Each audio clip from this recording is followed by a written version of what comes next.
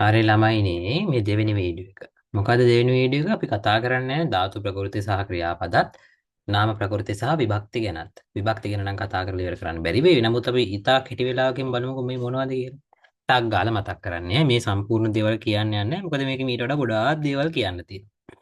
මොකද ධාතු ප්‍රකෘතියක් කියන්නේ? ක්‍රියාපදයක් කියන්නේ ළමයෙක් නම් නෑ එහෙම නෙවෙයි අපි හිතමුකෝ බෝනික් එක්ක ඉන්න ඇඳුමක් අඳපු. හරිද? ඇඳුම අඳින්න නැත අපි සාමාන්‍ය ළමයට දෙන්නේ නැහැ කියලා අපි උපකල්පනයක් කරමු. එහෙම වුණාම ඇඳුම අඳපු නැති බෝනික්කා තමයි අපි ධාතු ප්‍රකෘතියක් කියලා කියන්නේ. ඒ කියන්නේ ක්‍රියාපදයක් හැදෙන්නේ. ක්‍රියාපදයක මුල් ස්වરૂපය ධාතු ප්‍රකෘතියක් කියලා හඳුන්වනවා. ඒකේ මෙහෙම දෙයක් තියෙන ළමයි. මොකද ධාතු ප්‍රකෘතියක තියෙන විශේෂත්වය? ධාතු ප්‍රකෘතියකට මොකක් හරි තේරුමක් තියෙන ප්‍රත්‍යක්. හරිද? මොකද ප්‍රත්‍යක් කියලා දෙයක් තියෙනවා. ඒ කියන්නේ අකුරක් දෙකක්. මේ බලන්න මී, පී, දී, තත්, මු, ඊ නෑ වගේ මොකක් හරි තේරුමක් තියෙන ප්‍රත්‍යක් තියෙනවා. අපි දැන් බලද්දී කියලා කියන්නේ කාලාර්ථය අසම්භාව්‍ය ක්‍රියාපදයක්. ඒතර ඒ අර්ථය දෙන ඊට පස්සේ මොකද්ද අපි මේක බලමු. බලමින් බලමින් කියලා ගත්තම ඒ කියන්නේ බල කියන එකනේ. අන්නේ තේරුම දෙන්න බල කියන වචනෙට බල කියන කෑල්ලට එකතු වෙලා තියෙන මින් කියලා කොටසක්. මොකක් හරි වචන කෑල්ලක්. මාළු කෑල්ල වගේ වචන කෑල්ලක්. මාළු කෑල්ල වගේ කෙනෙක් නෙවෙයි. හරිද? ඒතර වචන කෑල්ලක් කියන එකට අපි කියනවා ප්‍රත්‍යක් කියලා. මොකක් හරි ඒකේ තේරුමක් තියෙන අකුරක් හරි දෙකක් හරි. ඊට අකුරක් දෙකක් තුනක් වෙන්න පුළුවන්. ඊට වඩා නම් ඉතින් එකතු වෙන්නේ නැහැ. එතකොට මේ අන්න එහෙම එකතු වෙනවා ප්‍රත්‍යක්. ඒ ප්‍රත්‍ය එකතු කරන්න කවුරු හරි එක වචනයක් එපැයි බේසික් ෆෝම් එකක් ඕනේ. අන්න එයාට අපි කියනවා ක්‍රියා ප්‍රකෘතියක් එහෙම නැත්නම් ධාතු ප්‍රකෘතියක් කියලා. හරිද? ඉතින් ධාතු ප්‍රකෘති ගැන ඔයාලට මහා ලොකුවට කතා කරන්න නැහැ. නමුත් ධාතු ප්‍රකෘතියක් වෙන් කරලා අඳුර ගන්න පුළුවන් ක්‍රම කීපයක් අපි දැනගන්න ඕනේ. ඒකේ මෙන්න මෙහෙම එකක් මම කියනවා. ක්‍රියාපදයක් ධාතු ප්‍රකෘතියක් වෙන් කරලා ක්‍රියාපදයකින් ධාතු ප්‍රකෘතියක් වෙන් කරලා අඳුර ගන්න පුළුවන් ක්‍රම ගොඩාක් තියෙනවා. මේකේ ඒ කියන්නේ මේ එක දෙක කියන එක මම පැහැදිලි කරන්න යන්නේ නැහැ. මෙතන උඩ තියෙන විස්තරත් දැන් මම පැහැදිලි කරන්න යන්නේ නැහැ. අපි මේ පාවිච්චි කරලා තියෙන අපේ ව්‍යාකරණ සාරාංශ ටියුට් එකනේ. ඉතින් මේකේ මම පාවිච්චි කරන්නේ වැඩිපුරම ප්‍රායෝගිකව අපිට භාවිතා කරන්න ලේසි කියලා තේරෙන්නේ තුන්වෙනි එක. මොකද්ද? ක්‍රියාපදයක් නටනවා බලනවා වගේ. ඒ කියන්නේ දැන් මෙහෙමයි.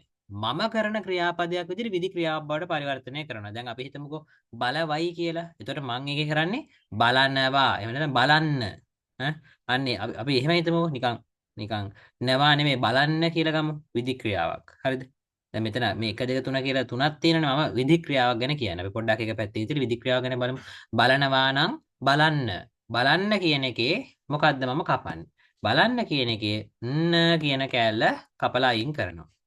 ඒතර බලන්න කියන එකේ බලන්න කියන එක කැපුම බල කියලා කෑල්ලක් ඉතුරු වෙනව නේද ළමයිනි? ඒකට අපි කියනවා ධාතු ප්‍රකෘතිය. වන්දවයි වන්දවයි නම් වඳින්න නේද? වඳින්න එකේ කැපුවම වඳි. අන්න එහෙම තමයි අපිට ක්‍රියාපදයේ කියන ධාතු ප්‍රකෘතිය වෙන් කරලා අඳුන ගන්න මෙහෙමයි. හරිද? මේකෙන් හැම එකක්ම හරියට කරගන්න බෑ. නමුත් අපිට තව ක්‍රම කීපයක් තියෙනවා. අපි සාමාන්‍ය සිලබස් එකේ ඉගෙන ගන්නේ මොකද්ද මේ ප්‍රයෝජ්‍ය ක්‍රියාවක් බවට පරිවර්තනය කරලා. ඒ කියන්නේ වෙන කෙනෙක් ලවා කරවනවා නම් කරවයි නම් වයි කපල ඉවරලා කර ඉතුරු කරගන්නවා. අන්න එහෙම. දැන් කරන්න කියලා කියන එකේ කරන්න කියලා අරන් අයනය කියපුවත් කරමයි ඉතුරු වෙන්නේ. අන්න එහෙම තමයි ධාතු ප්‍රකෘතියක් වෙන් කරගන්නේ. හරි. මම එතනින් එහාට ධාතු ප්‍රකෘති ගැන කියන්න යන්නේ නැහැ. හරිද? මේ තියෙන්නේ කොහොමද මේ මෙන්න මේ කෑල්ල ගැන තමයි මම මෙච්චර ළමයි කිව්වේ. හරිද? හරි. ඊළඟට අපි වැදගත්ම දේ තමයි මෙන්න මේ ක්‍රියාපද වර්ග දැනගන්න ඕනේ. ක්‍රියාපද ආකාර දැනගන්න ඕනේ. මොකද අපි කියවනේ ක්‍රියාපදයක් කියන්නේ මොකක් හරි දෙයක් කරන දෙයක් හඳුන්වන තියෙන වචනයක්. හැබැයි මෙහෙමයි. එකම ක්‍රියාව විවිධාකාරයෙන් අපිට හඳුන්වන්න පුළුවන්. කරයි කිව්වොත් කරයි කියන එකයි කරමින් කියන එකයි කොට කියන එකයි තේරුම් තුනක් තියෙන එකයිනේ. කරයි කියලා කියන්නේ ඒක නෝමල් එකක්. කරමින් කියන්නේ වෙන එකක් කරන ගමන් ඒකත් කරලා තියෙනවා නේද? කරද්දී ඒ කියන්නේ මොකක් හරි එකක් කරනකොට මොකක් හරි ටයිම් එකක් ගැන හඳුන්වනවා. මම සරලව මේ කියන්නේ අන්න ඒ වගේ ක්‍රියාපද වර්ග හඳුනා ගැනීමේ අවශ්‍යතාවයක් තියෙනවා. මම ඉතින් ඒකට මෙන්න මෙහෙම කෙටි වගුවක් ඔයාලට පාවිච්චි කරනවා. මොනවද ඒකේ කියලා තියෙන කියලා බලමු. හරිද? ක්‍රියාපද ආකාර අපි ඉගෙන ගන්නවා හයක්. මේ කෘදන්ත ක්‍රියා කියන එක මම කියලා දෙන්නේ නැහැ. නමුත් පොඩ්ඩක් මම කියන්නම් එක තැනකදී අපි බලමු. పూర్ව ක්‍රියා. අපි අවසාන ක්‍රියාවක් කියලා එකක් දන්නවනේ. අම්මා කෙක්කෙන් කොස් කඩයි. කඩයි කියන්නේ අවසාන ක්‍රියාව වාක්‍යයක. දැන් ඒක කියන්න මෙතන අමාරුයි. කියන වාක්‍යයක අන්තිම මේන් ක්‍රියාවට අපි කියන අවසාන ක්‍රියාව කියලා. හරිද? අවසාන ක්‍රියාව මේවා වෙන්නත් ඇතැම් මේවා අවසාන ක්‍රියාව වෙන්නත් පුළුවන්. ඇතැම් මේවා අනවසාන ක්‍රියාවෙන්, ඒ කියන්නේ අවසාන ක්‍රියාවක් නොවෙනවා වෙන්නත් පුළුවන්. අපි දන්නේ නැහැ. අපි බලමු. පූර්ව ක්‍රියාවක් කියලා කියන්නේ අවසාන ඒ කියන්නේ වාක්‍යයේ තියෙන මේන් වර්ක් එක කරලා ඉවර වෙද්දී.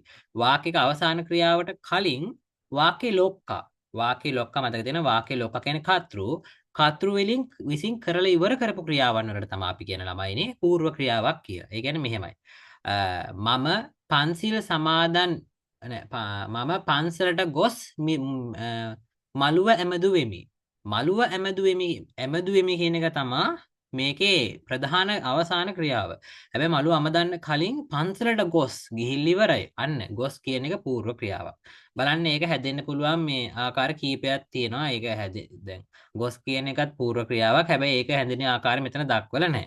අර දැන් හිතන්නකෝ බලා, අඬා, ඇසි, වැටි අර ඒ වගේ ඒවා අපිට පාවිච්චි කරන්න පුළුවන් పూర్ව ක්‍රියා පද නිර්මාණය කරන ප්‍රත්‍යයන් විදිහට. ඇතැම් විට සමහර ඒවා එහෙම නොවන ඒවාත් තියෙන්න පුළුවන්. නමුත් මොන දේ වුණත් අපිට අයිඩියා එකක් තියෙනවා. මොකද්ද? මේ పూర్ව ක්‍රියාපදයක් කියලා කියන්නේ වාක්‍ය අන්තිම එක්කෙනා කරන්න කලින් කරලා ඉවර දෙයක්. වාක්‍ය තියෙන ක්‍රියාව කරන්න කලින් කරලා ඉවර දෙයක්. ඒක එකක්. දෙවෙනි එක මිශ්‍ර ක්‍රියා. මිශ්‍රය කියලා කියන්නේ මොකද්ද? නිකන් අඹ හැලිය නෑ මොකක් හරි නිකන් හැලියක් අච්චාරු ආනනවා වගේ වැඩක් නේ. කියන්නේ මොකද්ද? මික්ස් කරනවා.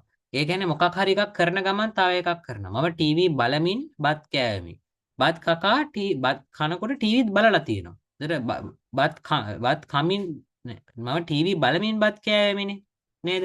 එතකොට ටීවී බලමින් කියන එක මිශ්‍ර ක්‍රියාවක්. අවසාන ක්‍රියාව එකටම සිදු කරන එකක්. ටීවී බලන ගමන් බතුත් කාලා තියෙනවා. දෙකම එකට කරලා තියෙන නිසා බත් කෑවා කියන එක මේන ක්‍රියාව නිසා ඊට කලින් තියෙන ක්‍රියාව ඒ කියන්නේ අරයත් එක්කම සමාන්තරව කරලා තියෙන ඒ කියන්නේ දෙකම එකට කරලා තියෙන නිසා අපි යාට කියනවා මිශ්‍ර ක්‍රියාවක් කියලා. දැන් මින් කියන එක ඒක ආකාර දෙකක් තියෙනවා. මොකද්ද? බලමින්, අඬමින් වගේම බලා අඬ අඬා වගේ ඇසි ඇසි නට නටා ගය ගයා වගේ එහෙම මිශ්‍ර ක්‍රියාවන් අපිට හදන්නත් පුළුවන්. අපි ඊළඟ එක බලමු. මොකද්ද? විධි ක්‍රියාවක්. විධි ක්‍රියාවක් කියන්නේ කමාන්ඩ් එකක්, විධානයක්. ඒක හොඳින් දෙන එකක් වෙන්න පුළුවන්, නරකින් දෙන එකක් වෙන්න පුළුවන්, සැරෙන් දෙන එකක් වෙන්න පුළුවන්. මොකක් හරි වුණත් කමන්නේ. විධි ක්‍රියාවක් කියන්නේ කමාන්ඩ් එකක්. බලපිය කීවත් විධි ක්‍රියාවක්, බලන්න කීවත් විධි ක්‍රියාවක්, බලනු මැනවි බලනු ඉහික කිව්වත් විධි ක්‍රියාවක්, බලන්න කිව්වත් විධි ක්‍රියාවක්. හරිද? ඒ කියන්නේ මොකක් හරි දෙයක් කරන්න කමාන්ඩ් එකක් දෙනවා. යමක් කිරීම සඳහා විධාන කිරීමක් තමයි අපි විධි ක්‍රියාවකදී සිද්ධ කරන්නේ. ඊට පස්සේ ප්‍රයෝජ්‍ය ක්‍රියාවක්. ප්‍රයෝජ්‍ය ක්‍රියාවක් කියනවා වෙන කෙනෙක් ලවා කරවන දෙයක්. මම දැන් උදාහරණයක් විදිහට ගත්තොත් එහෙම අපි මම අර බලලුන් නෑ අම්මා පුතා ලවා පාසල් වැඩ කරයි නෙවෙයි කරවයි වෙන කෙනෙක් ලවා කරවනවා නේද? අතට කරවයි කියලා කියන්නේ වෙන කෙනෙක් ලවා කරන ක්‍රියාවදයක්. එතකොට ඒක හැදෙන්නේ කොහොමද? ධාතු ප්‍රකෘතිය සහ ප්‍රත්‍ය අතරට ව තද්දිත පදානුව එක්වන ක්‍රියාවද. කියන අනුන් විසින් මෙහෙවා අනිකකු ලවා කරවන ක්‍රියාපද. කියන මම මෙහෙවල වෙන කෙනෙක් ලවා කරන ක්‍රියාපද වලට තමයි අපි කියන්නේ ප්‍රයෝජ්‍ය ක්‍රියා කියලා. එතකොට ඒක එකතු කරනවා ව කියලා එකක්. මොකද බලවයි අඬවයි බලවමි අඬවමි වගේ උදාහරණ දෙන්න පුළුවන්. ඊට පස්සේ ළමයිනේ ආශිර්වාද ක්‍රියාවක්. ආශිර්වාද ක්‍රියාව කියන්නේ ප්‍රාර්ථනයක්. හොඳ වෙන්න පුළුවන් නරක වෙන්න පුළුවන්. බංග වේවා කිව්වොත් එහෙම නාශ්ට වේවා. ඒවත් ආශිර්වාද ක්‍රියා. හරිද? මොකද ප්‍රාර්ථනාවක් කරන ඒවා තමයි. අනත්වා බලත්වා අර ඒ වගේ ඒවා තමයි ගොඩක් වෙලාට ආශිර්වාද ක්‍රියාවක් වෙන්නේ. අපිට වැදගත්ම ටිකක් අමාරු කෑල්ල තමයි අසම්භාව්‍ය ක්‍රියා. ළමයි ගොඩාක් වරද්ද ගන්න තැන මෙන්න මේ කාලාර්ථය අසම්භාව්‍ය ක්‍රියා. මට ටිකක් ලොකු කරලත් පෙන්නලා කියනවා මොකක්ද ඒකේ විශේෂත්වය. කාලාර්ථය අසම්භාව්‍ය ක්‍රියා කියලා කියන්නේ මේ මොකද්ද? කාලය පිළිබඳ හැඟවෙන වෙලාවක්. ඒ කියන්නේ ක්‍රියාවකට සමාන්තරව කරන දෙයක්. දැන් බලන්නකො මොකද්ද? මම ටීවී බලද්දී වැස්සේය. මම ටීවී බලද්දී මල්ලි බත් කෑවේය. මල්ලි බත් කද්දි මම ටීවී බල ඉඳලා තියෙනවා. එතකොට ඒ දෙක සමාන්තරව ගිහිල්ලා තියෙන්නේ. හරිද? එතකොට අන්න එහෙම එකකදී දැන් ඇත්තටම කතාව දැන් මිශ්‍ර ක්‍රියා නෙමෙයි. පූර්ව ක්‍රියා මේ මොකද්ද? ඔව් මිශ්‍ර ක්‍රියායි අසම්භාව්‍ය ක්‍රියායි මික්ස් වෙලා වගේ දැන් නිකන් දැනෙන්න පුළුවන්. ඒකෙදි සරලම දේ මොකද්ද? උද්දී කියන කෑල්ල තියෙනවා නම් ඒක අසම්භාව්‍ය ක්‍රියාවක්. කාලාර්ථය අසම්භාව්‍ය ක්‍රියාවක්. මොකද්ද? කාලාර්ථය අසම්භාව්‍ය ක්‍රියාවක්. උදාහරණ බලද්දී, නටද්දී, රකිද්දී අර උද්දී කියන එක වෙනුවට අපිට ත දාන්නත් පුළුවන්. බලද්දී කියන එකම බලත කියන එකෙමුත් තේරුම වෙනවා.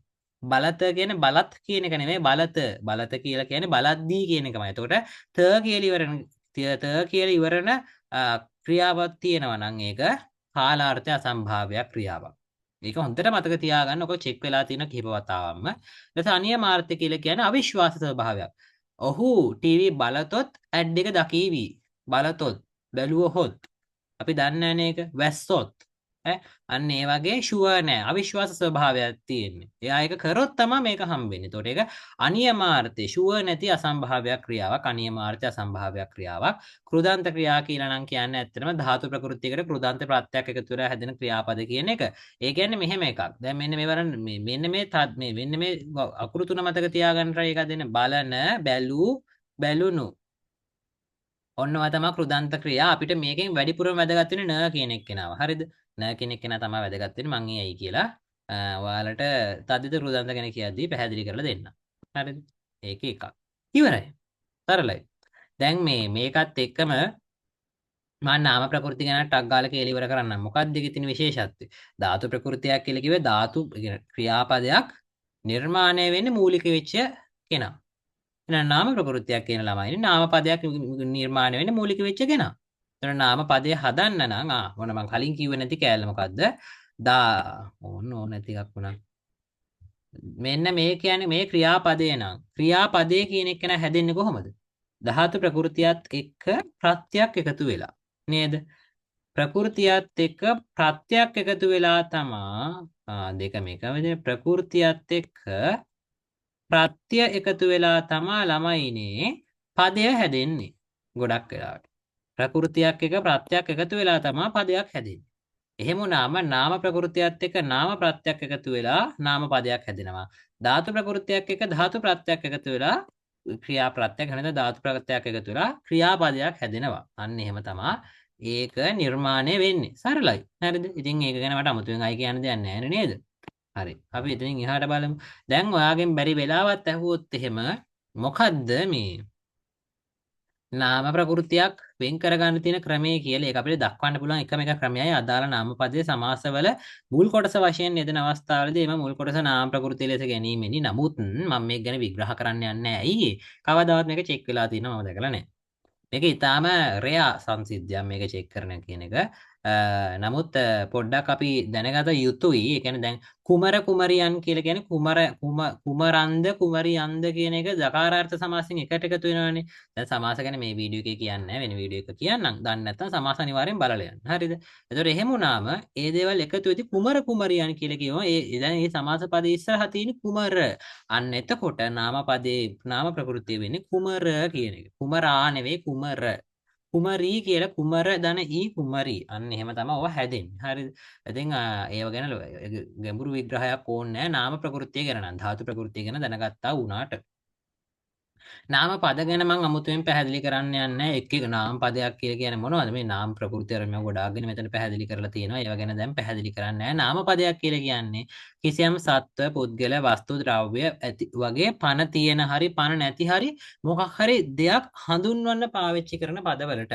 එතනින් එහාට ඒක ගැන කියන්නේ නැහැ. හරිද? හරි. වැදගත්ම පොයින්ට් එක කියලා ඉවරයි. විභක්ති කියන මාතෘකාව ඉතාම වැදගත්. මම විභක්ති කියන මාතෘකාව ඊළඟ වීඩියෝ එකට ගන්නවා. හරි එතකොට ඔයාලා මේ වීඩියෝ එකෙන් ක්‍රියාපදයක් කියන්නේ මොනවද? ධාතු ප්‍රකෘතියක් කියන්නේ මොකද්ද? නාම ප්‍රකෘතියක් කියන්නේ මොකද්ද? ඒවා වෙන් කර හඳුනගන්නේ කොහොමද කියන එක ගැන සරල අවබෝධයක් ගන්න පුළුවන් වෙන්නේ නැති. ඒක අපිට විභාගෙට වැදගත් වෙයි. කලින් MCQ ඩිස්කෂන් එක බලද්දිම ඔයාලට ඒක තේරෙන්නේ නැති කියලා හිතනවා. හරි. එහෙනම් අපි ඊළඟ වීඩියෝ එකෙන් හම්බෙමු.